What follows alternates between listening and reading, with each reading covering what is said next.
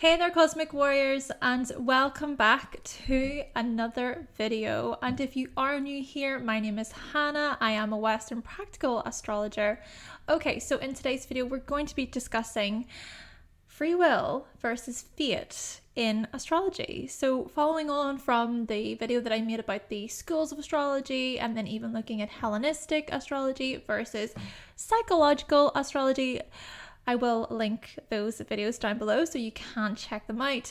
We're continuing on by exploring, free will versus fate. What are these things? And, how do they connect in with astrology? Stay tuned because we're going to dive into this today. But before we do, make sure that you give this video a like if you do like it. Also, subscribe if you have not already, and click the bell in order to keep yourself updated with further content from myself. And if you are interested in booking a reading with me, you can do so by visiting my website, hannahselsewhere.com. There you can also find my practical astrology ebooks, guide, and merch. I also have some cheat sheets available. All the links to these items will be in the description box down below. Buckle up because it's going to be another long one. I hope you find this video to be helpful. Let's do this.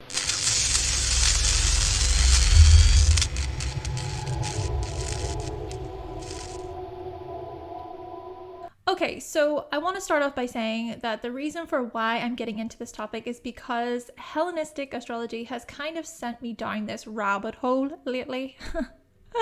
A philosophical rabbit hole. Yeah, I have been looking more into these questions to do with fate. Does fate exist? Do we have free will? What is determinism? And what is fatalism? See, the thing about ancient astrology is that it has strong ties to philosophy, so we're going to get into it. Hellenistic astrology was developed during a period when many philosophical schools existed. See, in the previous video, Hellenistic versus psychological astrology, I mentioned Hermes Trismegistus, who was a well-known Hellenistic figure who originated from the combination of Greek god Hermes and then Egyptian god Thoth. His texts actually lay the foundation of various philosophical systems known as Hermeticism, and Hermeticism is one of the philosophical schools that had a relationship with astrology. And I will also be touching on Platonism and Stoicism. So what exactly is Hermeticism? Well, Hermetic philosophy is one of the oldest religious and philosophical traditions. It prospered in Egypt and combines ancient Egyptian philosophy, science, religion, and magic with Greek paganism, amongst other things, and it has connections with other philosophical schools such as Platonism and Stoicism, which we will get into shortly. Hermeticism holds the doctrine that a true theology is at the root of all religions and beliefs, that really all is one in the universe and that God is all. We touched on this already within the most recent videos. And they also believe in other beings, including angels and demons. Hermeticism influenced other religions like Islam, Judaism, and Christianity as well. However, much of the Hermetic literature was destroyed.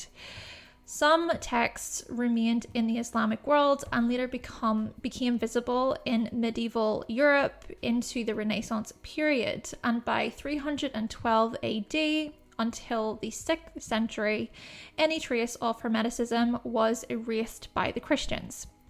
Due to its rejection by the church, the Hermetic tradition was forced to practice secretly. Pythagoras, who was an astronomer, mathematician, and philosopher, well, he studied Hermetic arts in Egypt, and Plato was influenced by Pythagoras. He too was influenced by Hermetic teachings. Even Aristotle studied at Plato's academy in Athens, and get this, even scientists during the scientific revolution included Hermetic principles in their works, such as Isaac Newton and Nicholas Copernicus. How fascinating to think that they too were interested in mysticism and alchemy. Philosophy was once known as natural philosophy and was the basis of science. And once upon a time, astrology and astronomy were one and the same. Yes, similarly, so was alchemy and chemistry. But the scientific revolution came along and separated these disciplines. And this reminds me of how I said in the Schools of Astrology video that the founders of psychology saw it as a science and as an academic discipline distinct from philosophy. Yet, science evolved from philosophy. Now, here enters the scientific view of nature, in which the observer is separated from the soul and from the inner system of the observer. In science, when we observe a situation, we assume that it's natural. But according to quantum physics and relativity, when we are not observing something, the outcome is different than if we were observing it. But when looking at Hermeticism, the thing we study or look at is a reflection of ourselves. The observer, yes. And the two are connected. So looking at the relationship between the observer and what we observe. Therefore, the paraphrase of as above, so below, which we touched on in the previous video, that essentially communicates the message of how the universe is a reflection of what is happening within. And when we look to astrology, it's as if a massive mirror is being placed on top of the earth. Even think about horoscopic astrology, which is a visible representation of the heavens, which corresponds with what is happening on earth. So there's the east, and then the eastern hemisphere, then the western hemisphere. The AC shows the eastern horizon, then the DC shows the western horizon. There is also the northern and southern hemispheres. The north points toward the bottom of your chart, okay, so looking at below the horizon, and then the south points toward the top of your chart, so looking at above the horizon. Then the planets reflect one another, as each classical planet is assigned to a house on each side of the eastern and western horizons. And so when you look at your natal chart, it is essentially a mirror reflection of your life's journey. The planets in your chart reflect what is happening outside and inside of yourself. And here's something I talked about in a very old video. I will link it down below. But I mentioned how it was as if the ancients projected all of their thoughts and their ideas and their beliefs onto the skies above them. It was like they projected their own images based on their own experiences and their different stories. And so they were able to formulate this type of connection with the stars above them as these guiding forces.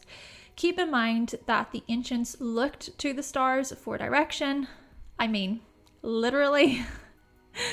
Before streetlights and cities existed, which of course these things create so much light pollution, the stars shined brightly. They still do, of course, but we just can't see them because of the light pollution. But yes, consider the stories they told back then and how Zeus placed the signs into the skies. So for example, the Greek mythology of Cancer involved the killing of a crab, and then the Greek mythology of Leo involved Hercules and the bravery of a lion.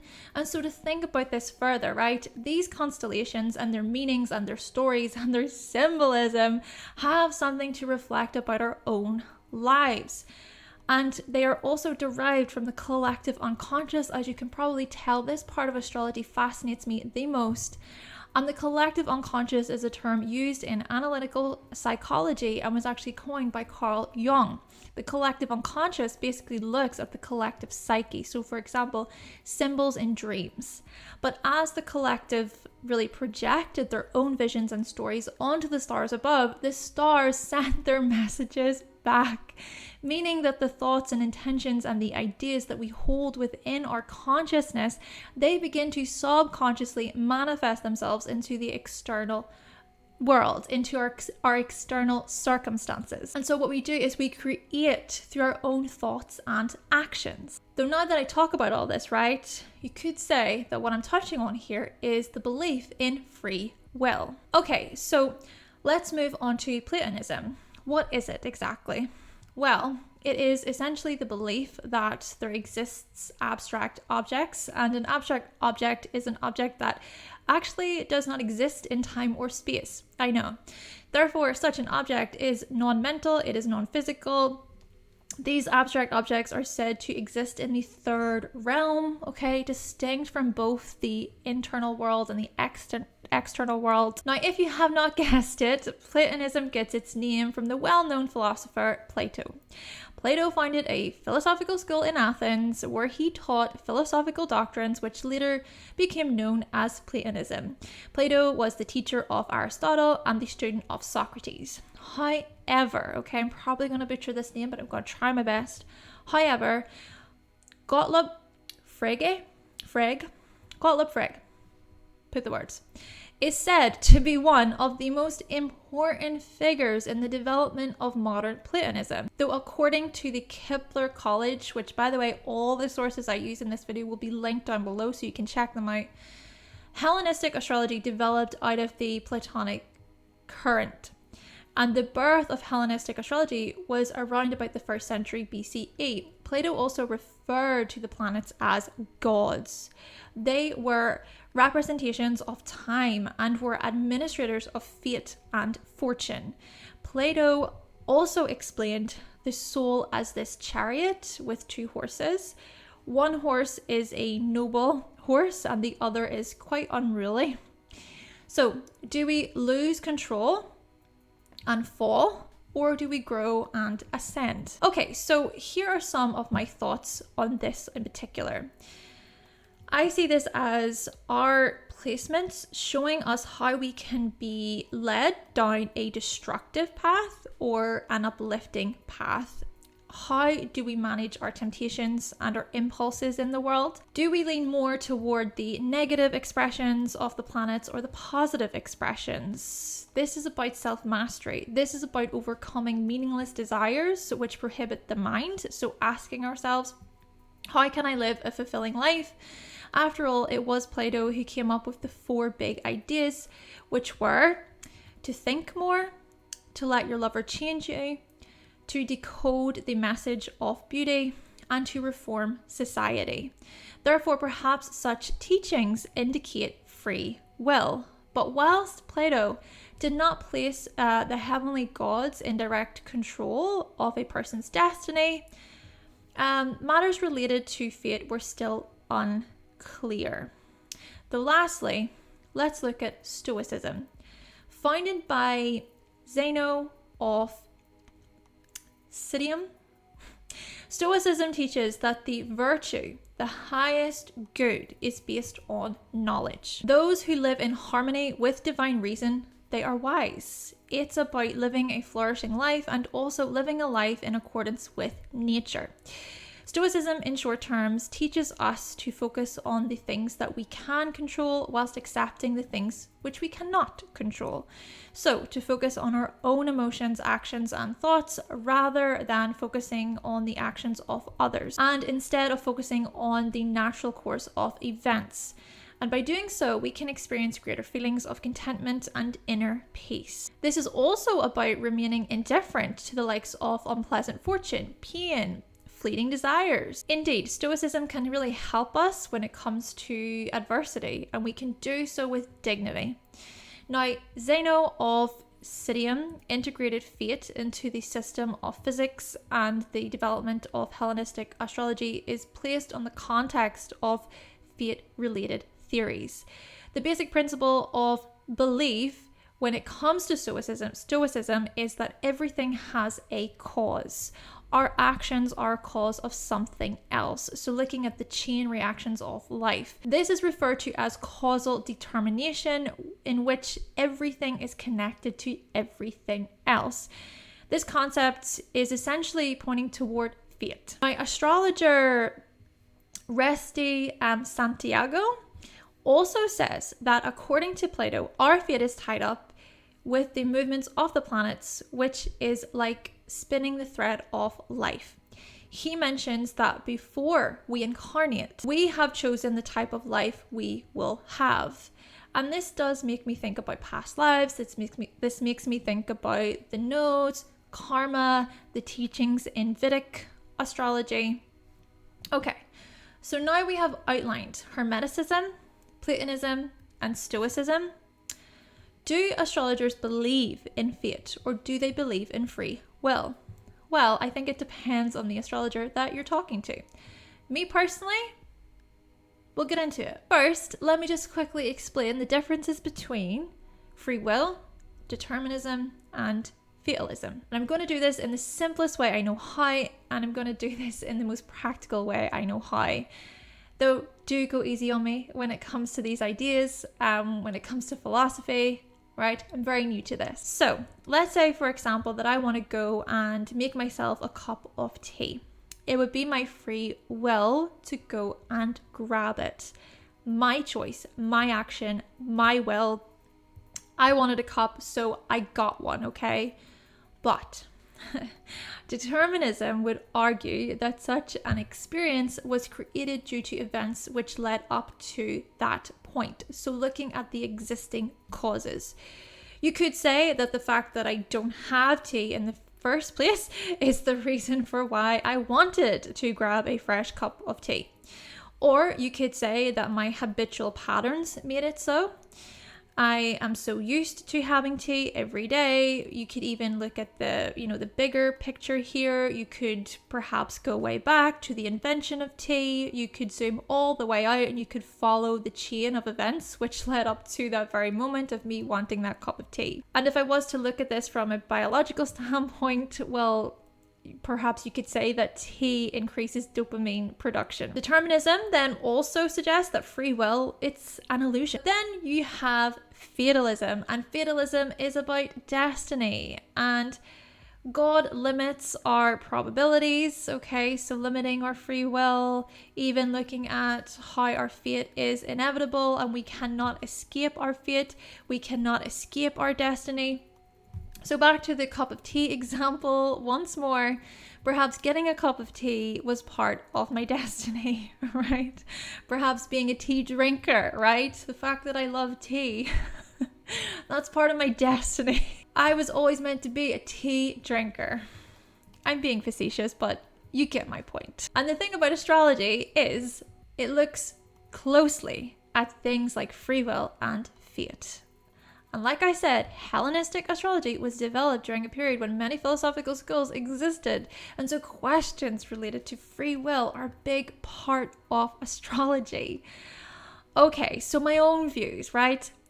I think there can be issues when leaning too much toward any of these areas, like thinking about fatalism, thinking about free will. So say, for example, I believe in determinism. I believe that everything I do is determined by pre-existing events, and so I develop this defeatist attitude where I think that nothing I do matters anyway. I look out at the world and all I can think about is how life is so unfair, the rules are never in my favor, so why bother?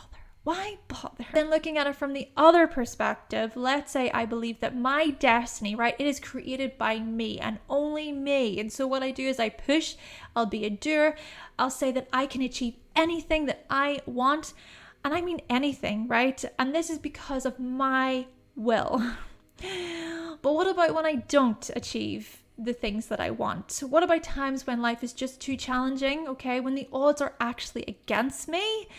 Would I blame myself, or would I understand the situation and see that other areas played a major role and it wasn't all down to me? And here lies the differences between traditional and modern astrology, because I think modern leans more toward free will and what we can do in order to change ourselves, but then traditional leans more toward fate and circumstance. But of course, modern and traditional can still consist of both free will and fate, and we can take something from both. For instance, when looking at traditional astrology, what if I could accept certain limitations instead of fighting against them?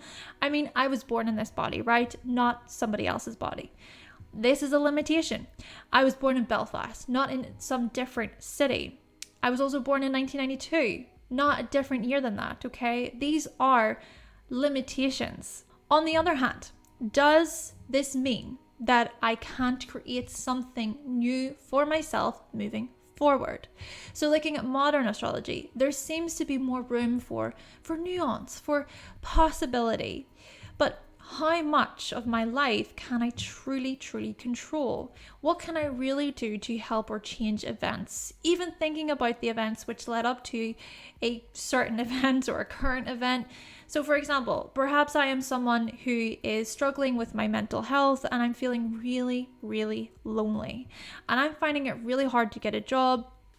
Someone could look at me and say, you can do it, or you just need to do X, Y, and Z. Or someone could look at me and think, you're feeling sorry for yourself, you're just a victim, you're just making excuses. They could even have this perspective of, well, I did it, so why can't you? But what if the events which led up to that point were predetermined by other events? Let's say, for example, ABUSC, bullying, growing up without a parent, growing up in a home with an ADDICT, being in an unhealthy relationship.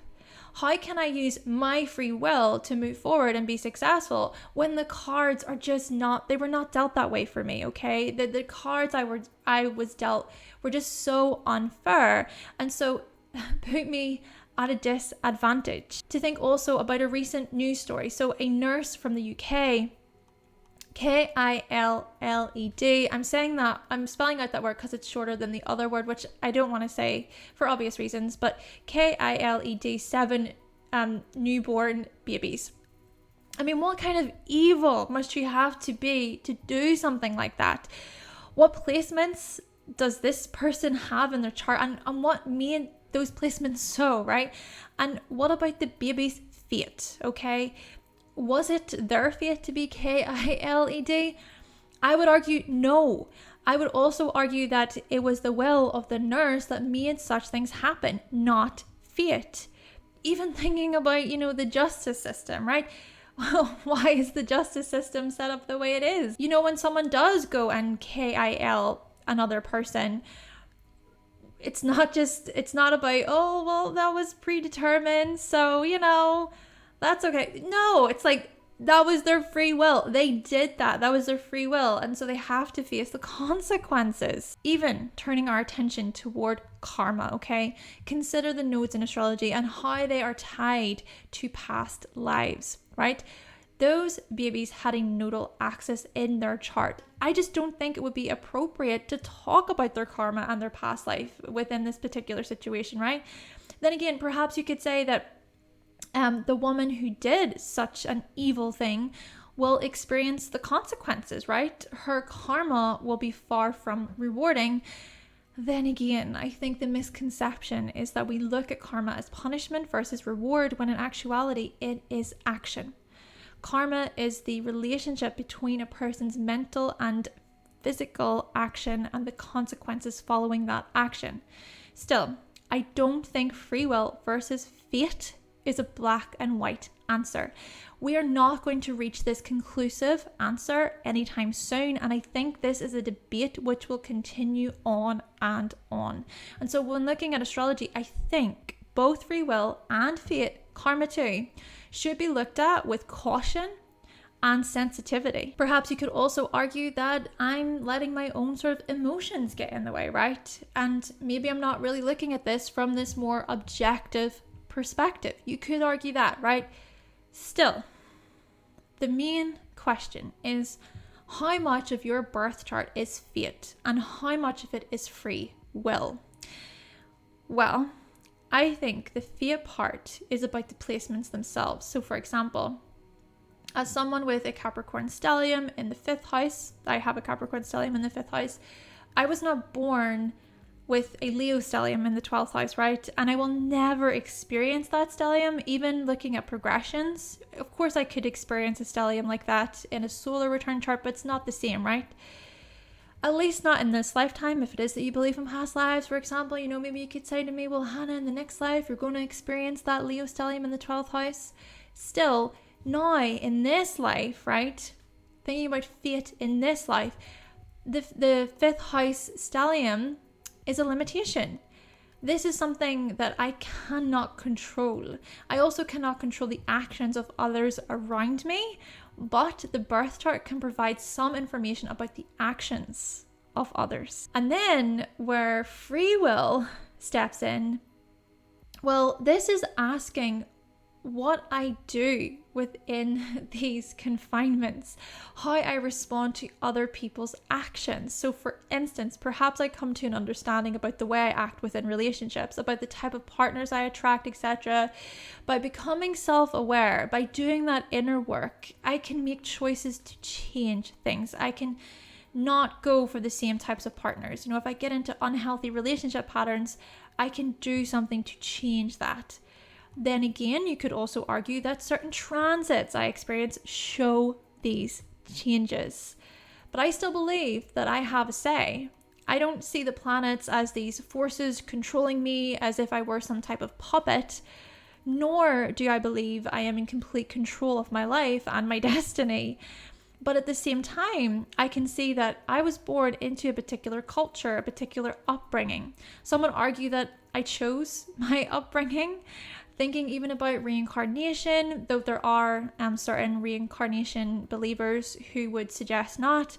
Still, I can see the circumstances I was born into as a type of fate in which I had no control. Take even some accident, right? A car accident or ending up in a wheelchair. That would be something that I would have no control over. Perhaps such things were a part of my fate, so to speak, okay?